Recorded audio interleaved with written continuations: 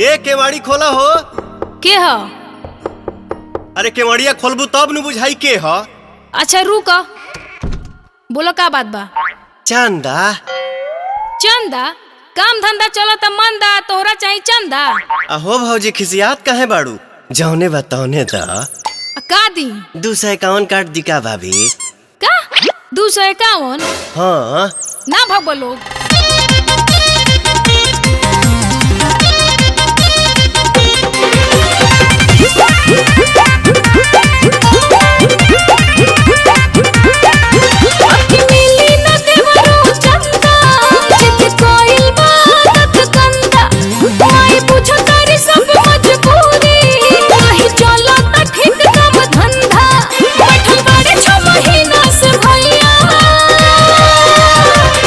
अच्छा जाए तो हाला ना करे के।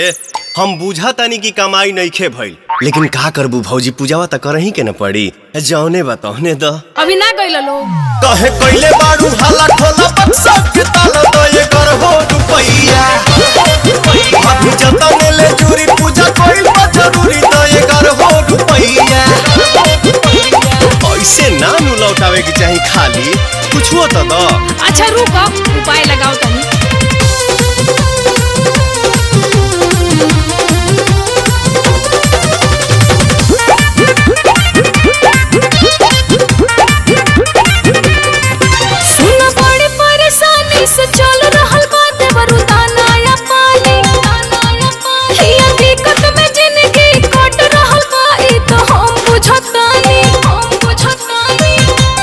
सुनो ना, माई कृपा जरूर भाभी करी है, और जीव है नु दुख भरी है।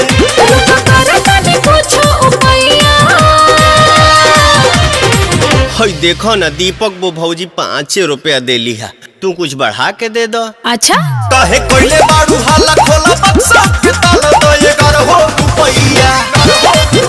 अभी जतने ले चूरी पूजा कोइल बा जरूरी दो ये कर हो रुपैया। ए भौजी, देवी माई नाराज हो जाइए।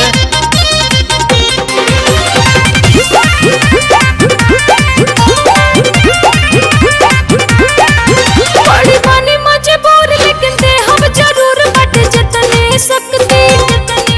दोनों हाथ जोड़े हम माई करी है रहम, दिल से करम भक्ति, करम भक्ति। अब बुझलू, जब श्रद्धा मन में जवान हो, चंदा मांगे आइल बाप मन हो। बचनी सब सहाय होई है मैया।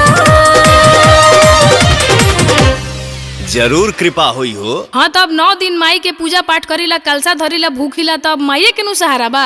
काहे कोइले बाड़ू हाला खोला बक्सा के ताला दो ये कर हो रुपैया। अभी जतने ले चूरी पूजा कोइल बा जरूरी दो ये कर हो रुपैया। अब का 11 रुपया दिया, 101 रुपया चढ़ा दिया पंडाल में हमरा ओरी से। जय माता दी।